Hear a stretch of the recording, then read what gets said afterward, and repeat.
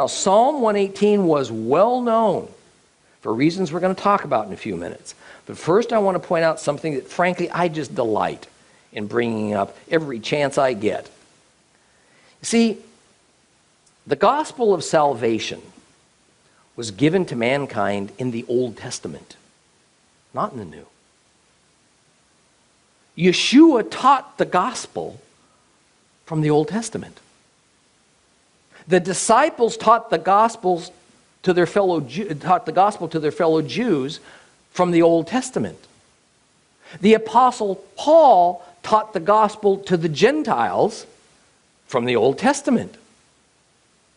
Every scripture passage that the disciples and the apostles and Christ himself quoted was from the Old Testament. And that's because there would be no such thing as a New Testament for nearly 2 centuries after Christ's passion on the cross.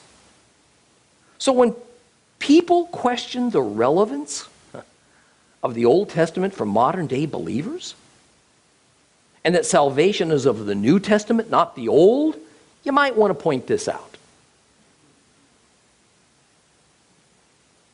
Now, I'm, of course, in no way disparaging the latter part of our Bibles, the New Testament, or am I lessening its irreplaceable value or inspiration. However, for a very long time, there's been a great effort in some of our Christian institutions, none more so than in the 21st century, to separate the old from the new, making the old almost a separate issue, if not a separate book from the new, with each testament designated as pertinent to different people groups. One for the Jews, the other one for Christian Gentiles.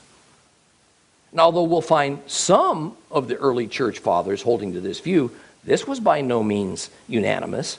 See, I think it's really instructional to include the early church fathers' comments in any discussion of the New Testament.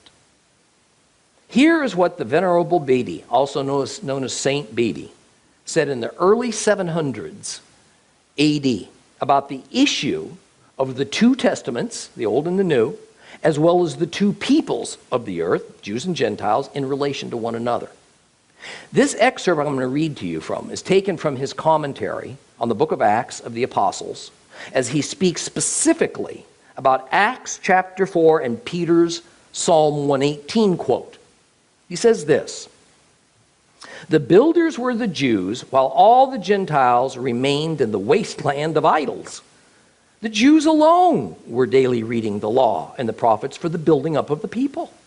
And as they were building, they came to the cornerstone, which embraces 2 walls.